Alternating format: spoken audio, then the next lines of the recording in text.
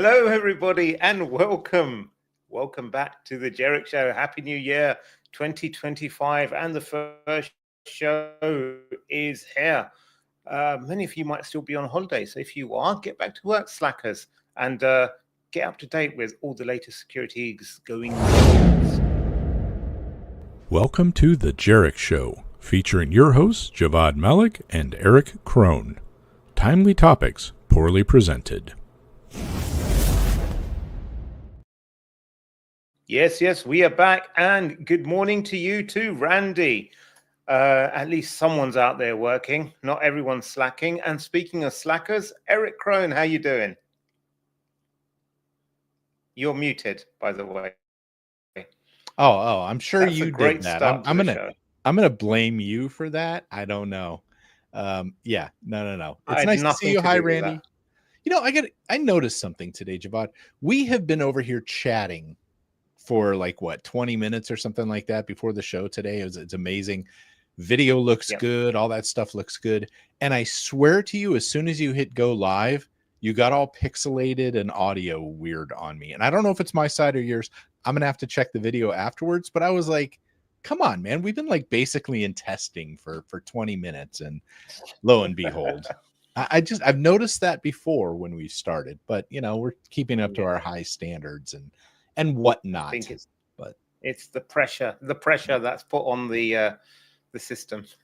Well, it's a new year, right? Maybe that's it. I don't know. It's new year. It's new.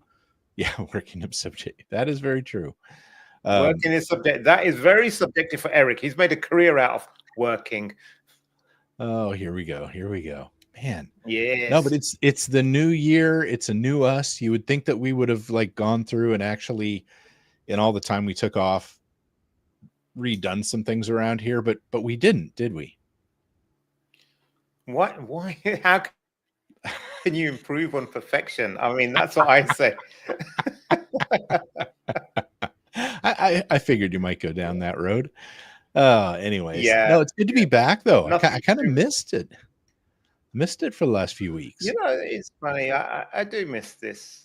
You know, it's almost like there's a void, like, because it's like a good time to catch up at the end of the week, go through the stories, make some opinions up on the fly, interact with some of our listeners and viewers, and you know, it's a nice way to spend a Friday. That's how I always say. Yeah, an hour or so. I gotta say, I love your background, which changed significantly since we last saw you. Thank you. Yes, so I had a painter in over the decorator in over the holiday, so he's repainted it all and everything, and so to do that, everything was moved out, and then I just like, this looks really nice, all empty and clean and everything. So everything's just literally in the garden or in the shed and everything, and it's just like lying there, probably going to get water damaged and ruined. But I'm like, I kind of like it. Like it's like space to breathe. Well, I gotta ask this though: the stereo's still in there, right? The TV in the stereo, or is that also? Yeah, that's over here, but it's moved to a different wall, and it's no one's interested in that. So. But your stereo sounded great. That's all I'm saying. It sounded really good when I was there. So I didn't want that to sit outside and get rained on. No. That was the first thing I put back and wired up, and well, after the laptop and the monitors, that was the first thing I did. So I have my priorities. Oh, the kids are still out there. Look who else has joined us this morning. Oh wow! Oh, it's James, the other JM. Yeah. Wow. Yeah, the other part of JM squared. Okay. And Randy said he had to step away, so he. Oh, that's before we get into the stories. Okay, so we know what he's there for.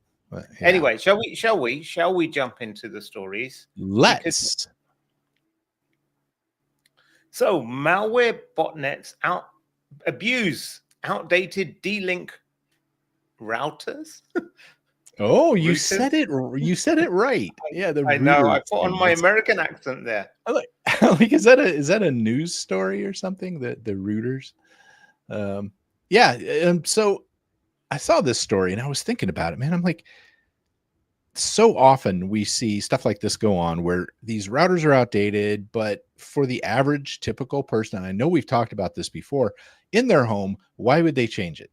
right? Like if it's still working, why would they update it? Why would they do anything with it? So these things are still living out there. They're still online. They're still quote unquote protecting the people.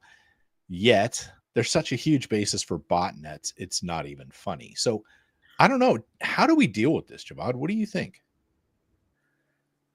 This is a tough one, isn't it? Because especially in the home level, no one's got any device management kind of principles in place.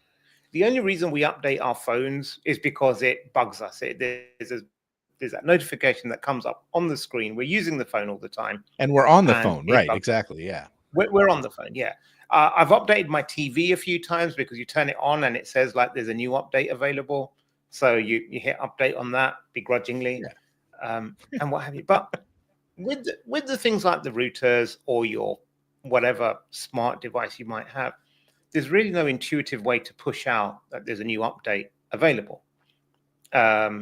So a lot of them they're managed via an app, but who goes into the app anyway? You just set it up once, you download the app just to install it. And it's a hard one because then you think, should the manufacturers just push out a silent update to the device? But then you run risks of causing other issues, bricking them, or having compatibility issues.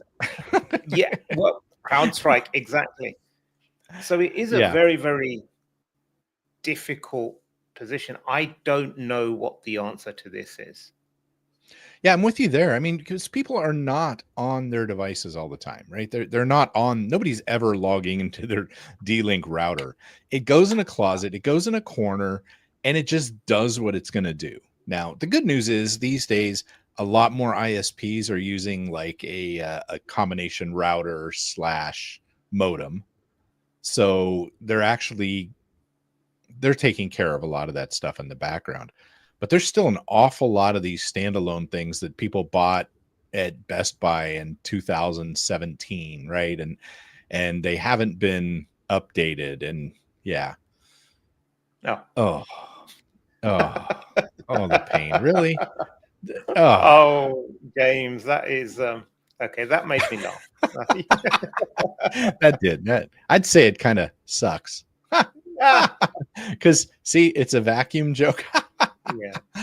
Oh God, here we go. No, but this is a problem that's been going on for a while. Like a few years back, I actually spoke with it was 5 of the subcommittees, the House subcommittees in Washington, D.C. here. I actually briefed members of 5 of these House subcommittees. And on one of them, they were asking me about this. And because there was stuff going on back then, like that long ago. And yet still, we have these things deployed. We still have them running. I don't have a good idea other than, I don't know. I mean, we got to kind of educate people, I guess, but who the hell knows? Most people don't know. It just works. It's done. Yeah. I mean, now since we've been talking about this, I've been thinking about my router. Then I've been thinking about these other smart things that I've got in the house. And I'm thinking, yeah, I haven't actually, I don't know, maybe there's an update available. It's only until you need to add say like a new device and you go into the app and they say like 50 updates are available. You're like, okay, maybe I should. Yeah. I use the Wise cameras and they do a good job saying, hey, there's updates available, firmware update. Do you want to push it out to all the little cameras now? And I'm like, yeah, sure. Go for that. And that works for like out at our property. We have one hanging out in the chicken coop and, stuff like that. So it's useful there. But otherwise, yeah, when do you see that? Right. You just don't. So anyways, we've beaten that dead horse, I think. We start that with a mystery unsolvable. Anyway, unsolvable. Chinese hackers accessed US Treasury Department in major, I say, cybersecurity. What? My goat is very concerned about this. Oh, wow. Probably my best Christmas present this year. My niece got me the screaming goat. It's been that is unbelievably fun. Yes. A few over the holidays, and me and the kids, we watched Thor: Love and Thunder, and they've got those big, giant screaming goats in it as well. I don't know if you've seen it, but they sound just like that. And now my kids have been doing that sound. So if they ever see you with that, they'll be like, we want one of those as well. And I'm like, absolutely not in the house. No. I know what I'm sending them for their birthdays. All of them. No. Please, no.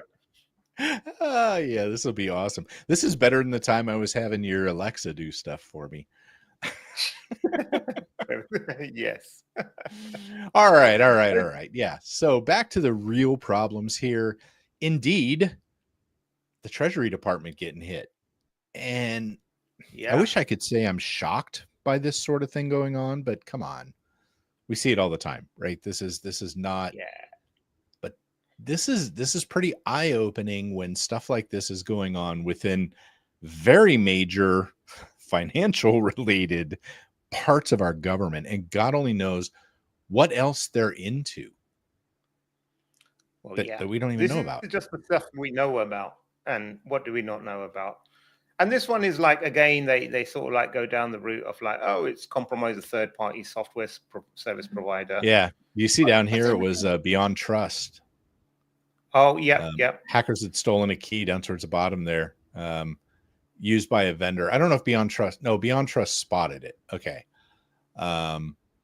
Learned of the problem with the third-party software provider Beyond Trust, flagged that hackers had stolen a key used by the vendor, helped override the system, and gain remote access to several employee workstations. Great. Yeah. So, thing is, like, every software you run, nearly everything, is an external provided bit of software. You know, you don't roll your own OS, you don't use your own accounting software. So every software by nature is typically a third-party software anyway.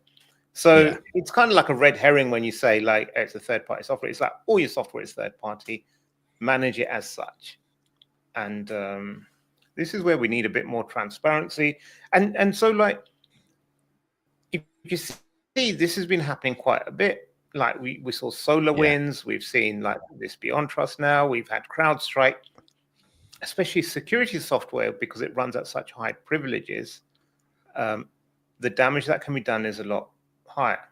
And so now you have this case where, like, software, and when you look at a lot of security software, that even the big companies, the seed was from some sort of open source project that someone started off, and then they got some funding, and then it turned into a big company. But there's all these dependencies and vulnerabilities in there that probably still exist. And then they have hard-coded credentials.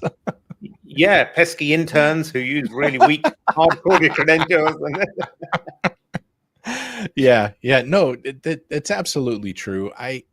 You know what gets me about this is it's so blatant. Like, this is essentially, we're constantly being attacked, and yet it doesn't seem like we take it as seriously as a non-cyber attack. You know what I mean? Like, we just go, oh, okay.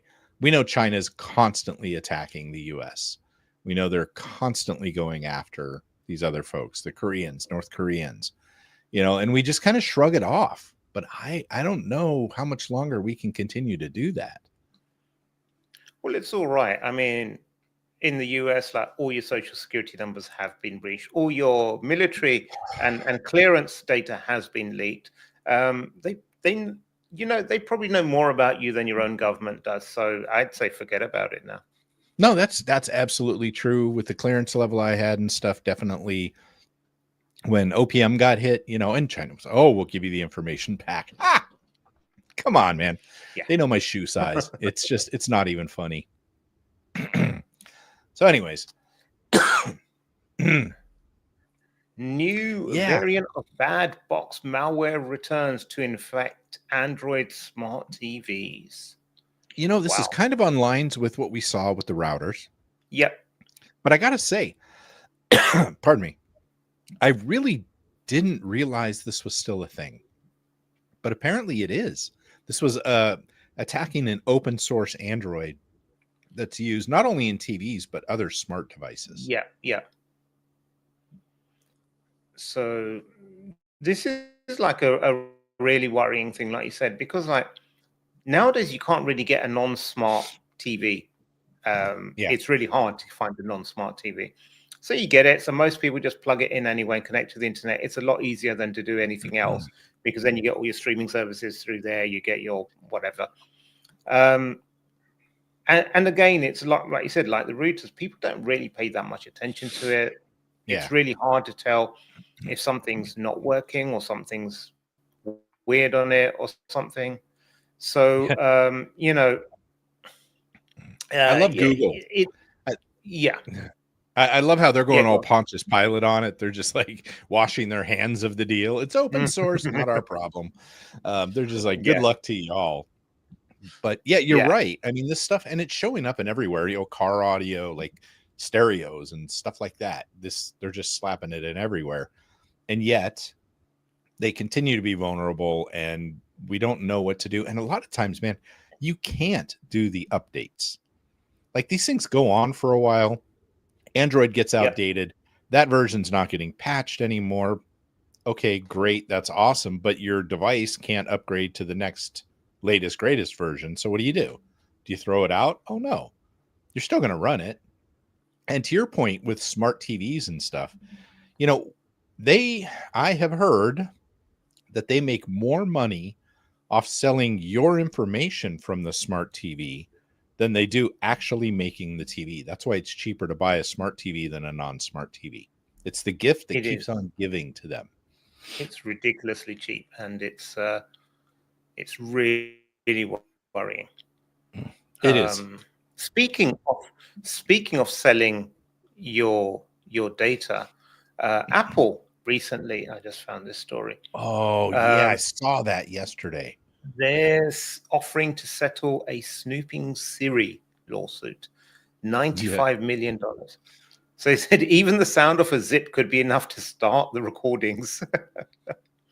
So wow. It allowed Siri recorded conversations without consent and allowed contractors to listen in. And this is like all the stuff that we're seeing going on. This is all the stuff with AI. Every time you use AI, you're probably going to see more and more of these things. We're just using your input for training data for to make better LLMs, to make better things. Yeah. And like, so, Apple has, for them, this is even worse because they've made such a strong marketing case over the years around being the bastions of privacy and they had videos and stuff here on TV, like commercials about how privacy conscious they were and all that kind of stuff. Yeah, exactly. So it's one of those things that, again, you can't really turn it off, and you can't really in today survive without a smartphone as well. There's so many apps that I don't know what it's like over there, but over here, you can't even park your car without a parking app on your phone, because there's no machines there where you put your coins in and you get a ticket and you put it on your windshield. Yep. It's just like everything's through an app now. So then you're left with either something like Apple, which you can't turn off these features, or not easily, or you end up with a cheaper phone, but that's probably running an outdated version of Android anyway. So what do you do? The worst problem is the breach of trust here. I mean, because you kind of trust that these things aren't going. I got to be honest, I've been tinfoil hatting around these phones for quite a while now, and I don't know how true it is or not, or if you see this on your side, but I swear to you, there are times when we'll talk about something ambiguous, like around the house, and the next day we're seeing ads about it. We're like, okay. Like it's creepy at that point, but they swear, oh no, nothing's listening in if you don't use the activation word yet. There's what I mean? So much data available, and there's this doctor, PhD doctor on TikTok. I can't remember her name, but she's like uncovered a lot of these things. And one of the things she done last year, or the year before, so she was looking at patents that all these big companies have filed and for the technologies. And one of the things that Meta had filed was something to look at imperfections on your camera lens. So say you've dropped your phone and there's a tiny hairline crack on it. It will use that to match every photo you've ever taken. So even if you remove all the metadata and everything, that information's there, and you think like, yeah, I remember that. Desperate, how valuable is that information to you, to the companies, that they want to be able to tie it back to you, that they're going to those lengths. It's scary. It really is kind of scary. I mean, this is why I'm going to move out to my property, dig a pit around it, let it fill with water and alligators, and shun society as a whole. That's why I'm going this route, man. I feel for the kids and stuff, because this information is getting gathered more and more. And anyways, good times. But one thing we can agree on, one thing we can agree on is that you want to shun society, and society wants to shun you. And with that, we will see you again next week, hopefully on the Jarek Show. Until then, stay safe, stay secure.